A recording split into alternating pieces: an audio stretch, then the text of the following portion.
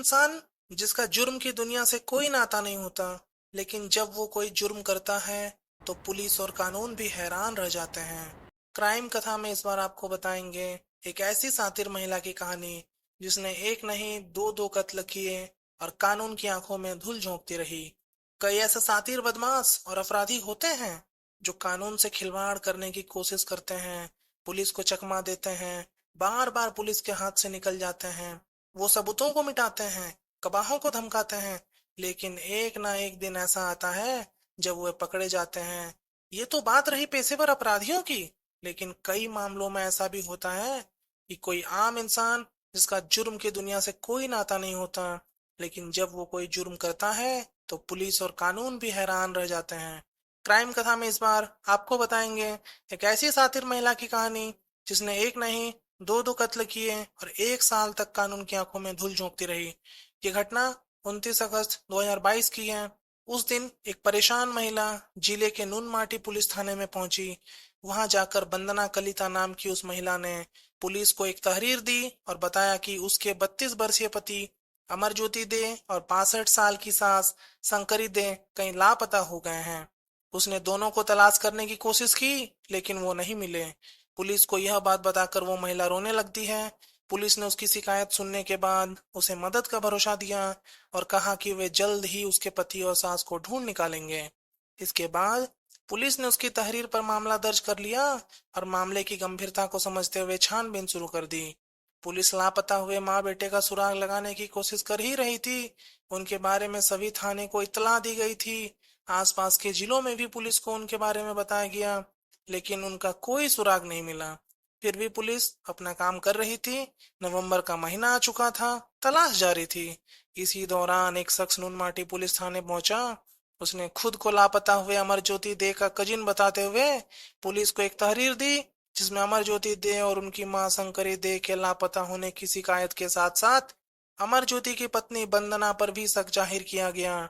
साथ ही तहरीर में वादी ने बताया कि कुछ दिन पहले उनकी लापता आंटी के बैंक खाते से पैसे निकाले गए थे।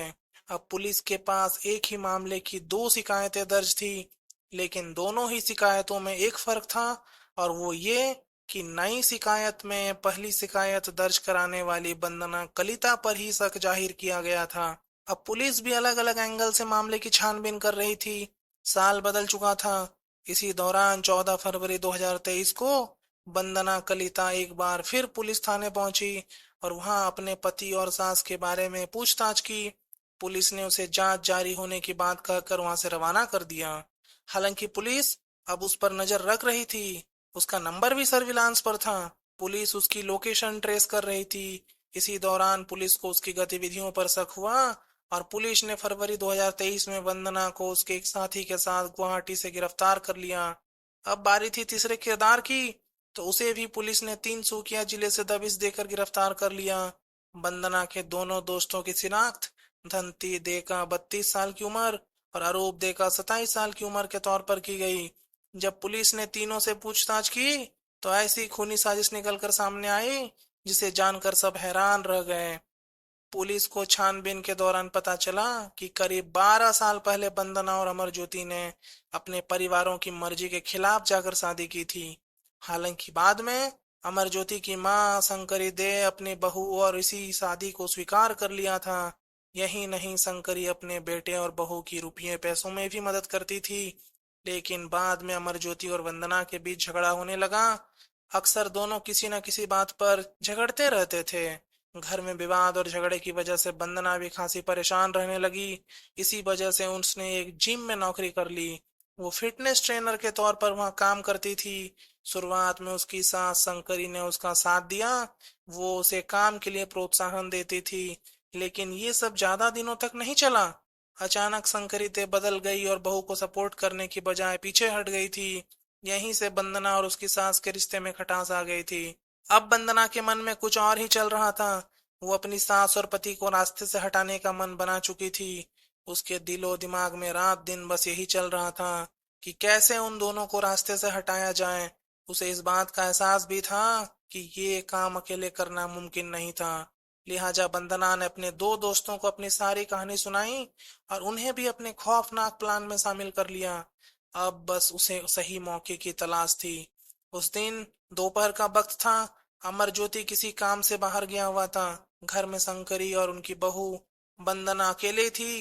शंकरी को जरा भी अंदाजा नहीं था कि अगले कुछ पलों में उनके साथ क्या होने वाला है। वो अपने कमरे में आराम कर रही थी, तभी वंदना वहां पहुंची और बेड में चढ़ गई। इससे पहले उसकी सास शंकरी कुछ समझ पाती, वंदना ने उनके नाक और मुंह पर तकिया रख दिया।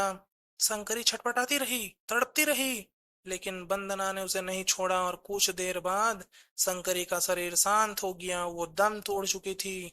अब वंदना ने अपने प्लान मुताबिक फौरन अपने दो दोस्तों को कॉल करके अपने घर बुला लिया। वे दोनों शख्स वहां पहुंच चुके थे। अब तीनों मिलकर पहले तेज धार हथियार से शंकरी की लाश के 3 टुकड़े कर दिए और फिर उन टुकड़ों को पॉलिथीन में बांधकर कार की डिक्की में खोला और कार की डिक्की में डाला और पड़ोसी राज्य मेघालय की तरफ निकल गए। बॉर्डर क्रॉस करने के बाद उन्होंने शंकरी की लाश के टुकड़ों को अलग अलग जगहों पर फेंक दिया और वापस गुवाहाटी लौट आए। जब अमरज्योति दे वापस आया और उसने अपनी माँ के बारे में पूछा, तो वंदना ने बताया कि वो किसी काम से बाहर गई है, अभी तक लौट कर नहीं आई है। इसके बाद वो अपने पति के साथ मिलकर शंकरी दे को तलाश करने का नाटक करती रही। वक्त बीतता जा रहा था। अब वंदना को उस मौके का इंतजार था जब वो अपने पति को रास्ते से हटा सके। इस दौरान वे शंकरी को तलाश करते रहे, लेकिन पुलिस के पास नहीं गए। पुलिस के मुताबिक आखिर वंदना को 17 अगस्त के दिन वो मौका मिल ही गया जिसकी उसे तलाश थी। उस दिन अमरज्योति दे और वंदना नरेंगी में अपने फ्लैट पर आए हुए थे। वो दोनों वहां अकेले थे। इसी दौरान वंदना ने अपने दोनों करीबी दोस्तों को फोन करके वहीं बुला लिया। अब मौका मिलते ही वंदना ने अपने दोनों साथियों के साथ मिलकर अमरज्योति पर एक रोड से हमला कर दिया।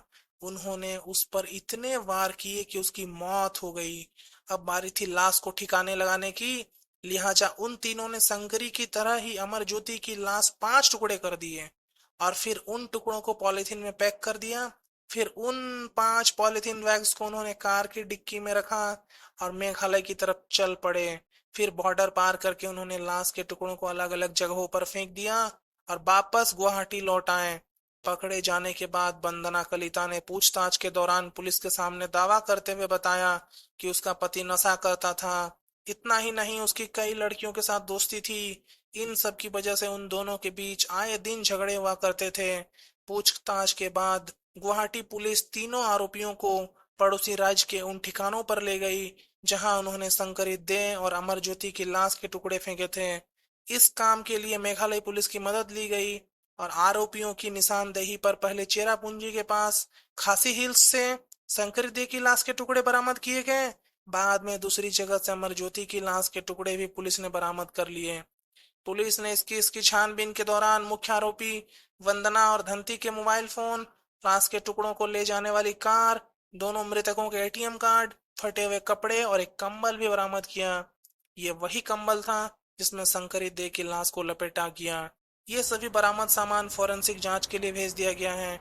पुलिस ने केस खुलासा करने के बाद वंदना समेत तीनों आरोपियों को अदालत में पेश किया, जहां से उन्हें जेल भेज दिया गया।